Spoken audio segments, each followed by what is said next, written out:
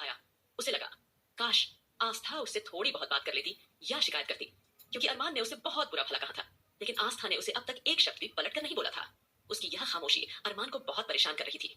अरमान को ऐसा लग रहा था जैसे भीतर से उसके दिल को कोई खींच रहा हो। अचानक उसकी नजर अपने मासूम बच्चे पर पड़ी, जिसे देखकर अरमान के होठों पर हल्की सी मुस्कान तैर गई। वह अंश के पास लेट गया और उसके नन्हे मुलायम हाथों को अपने हाथों में लेकर उसे छूते हुए वह फिर धीरे धीरे नींद वादियों में खो गया। उधर आस्था की आंखों में नींद नहीं थी। वह पूरी रात इसी तरह बेचैन होकर इधर उधर करवट बदलती रही। अरमान का बिहेवियर उसे बहुत परेशान कर रहा था। आस्था चाहती तो अरमान को एक झटके में सारा सच बता सकती थी कि असल में वो अविनाश रघुवंशी बहन है और रघुवंशी एम्पायर की आधी मालकिन। इंडिया में जो भी बिजनेस रघुवंशी परिवार का है वह सब उसके नाम पर है। उसके पास पैसे की कोई कमी नहीं है, बल्कि इस मामले में वह अरमान से कहीं ज्यादा अमीर है। लेकिन आस्था अपने पति के सामने पैसों की ताकत दिखाकर उसे नीचा नहीं दिखाना चाहती थी। उसे डर था कि अगर अरमान की यादें वापस नहीं आई तो क्या वह फिर से उसके दिल में जगह बना पाएगी? क्या अरमान उसे पहले जैसा प्यार करेगा? अरमान की बातें अब उसके लिए सहना मुश्किल हो रहा था। उसे ऐसा लग रहा था किसी ने उनका दिल भींच रखा हो। वंशिका ने उसे मेल करके बताया था कि प्रोफेसर एंटीडोट पर काम पूरा कर चुके हैं और अब उनका मिशन कंप्लीट होने वाला है, इसलिए कल सुबह उन्हें एंटीडोट लेने के लिए निकलना होगा।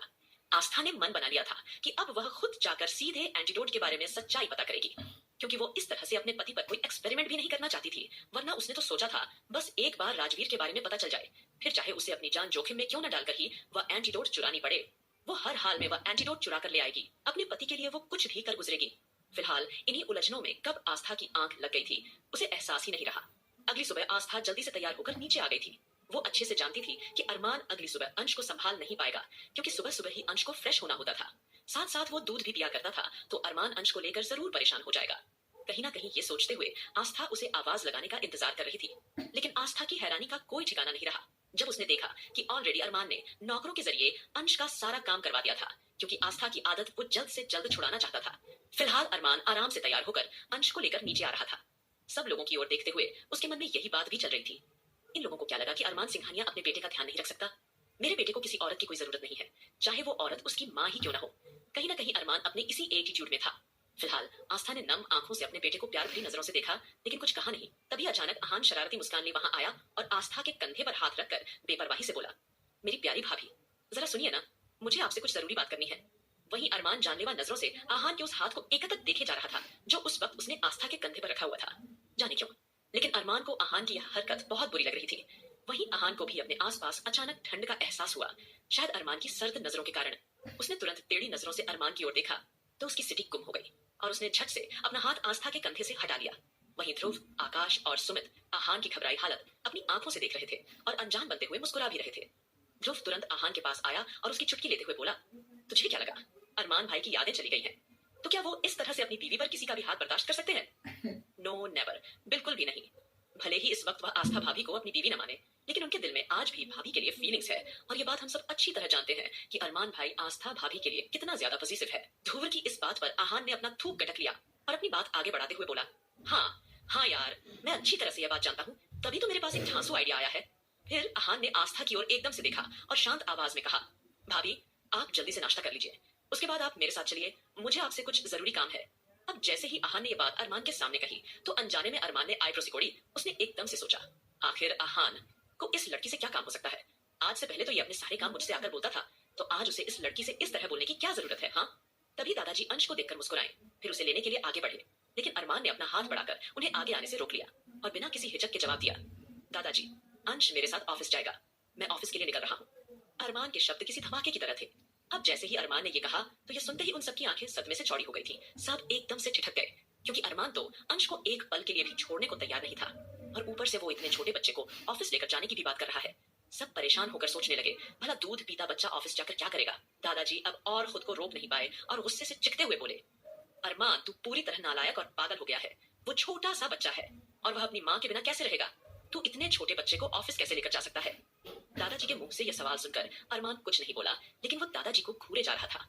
नानी माँ भी अरमान से काफी ज्यादा खफा थी, क्योंकि उसने जिस तरह की बातें आस्था को सुनाई थी उसकी बेइज्जती की थी, इसलिए वह भी अरमान से ढंग से बात नहीं कर रही थी। तभी आकाश सिचुएशन को भांपते हुए आगे आया और धीमी आवाज में अरमान को समझाते हुए बोला, अरमान अंश बहुत छोटा है, तुम उसे इस तरह ऑफिस नहीं ले जा सकते, उसे अपनी माँ की जरूरत पड़ सकती है। जिस पर अगले ही पल अरमान ने मुस्कुराते हुए बेफिक्र अंदाज में जवाब दिया, नहीं, मैं अच्छी तरह जानता हूँ कि मैं क्या कर रहा हूँ और क्या नहीं, और वैसे भी इसको अपनी माँ के बिना रहने की आदत डालनी होगी। ये मेरा बेटा है और यह अपने आप को संभाल सकता है और हमें अपनी जिंदगी में किसी औरत की कोई जरूरत नहीं है। अरमान ने जैसे एक बार फिर यह जताते हुए कहा तो आस्था को लगा जैसे अरमान के चलाए गए शब्दों तीर उसे घायल करते जा रहे हैं। आस्था का दिल पूरी तरह से टुकड़े टुकड़े हो गया था, लेकिन उसने अपनी आंखों में एक कतरा आंसू नहीं आने दिया और मजबूती से खड़ी रही।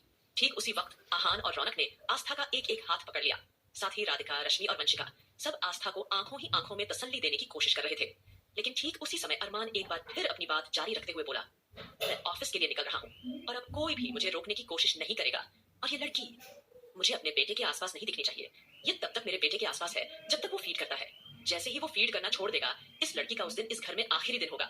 ये कहकर अरमान दरवाजे की ओर बढ़ा, लेकिन अरमान का यह फैसला सुनते ही वहां की हवा जैसे ठहर सी गई। सबके कानों में अरमान के शब्द किसी हथौड़े की तरह गूंज रहे थे, जिसे सुनकर दादाजी और बाकी सबका दिल धक सा रह गया।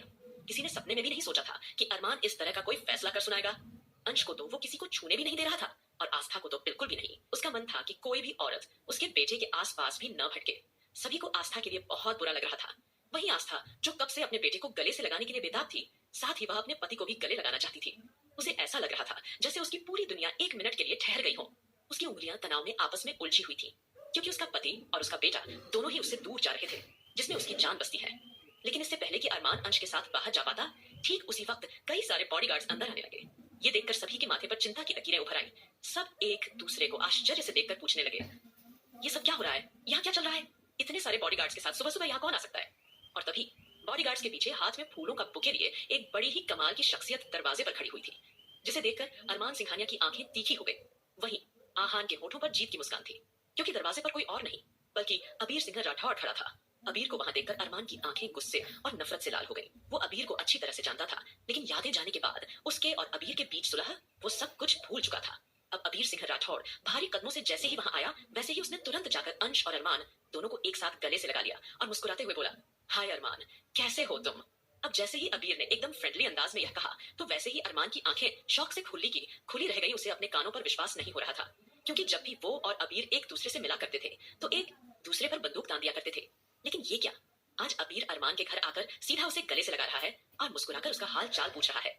यह देखकर तो अरमान की आंखें हैरान रह गईं। एक पल के लिए उसके चेहरे पर आश्चर्य के भाव उभर आए और अगले ही पल अरमान ने अबीर को खुद से थोड़ा दूर धकेला और गुस्से से बोला, तुम्हारी हिम्मत कैसे हुई यहाँ आने की?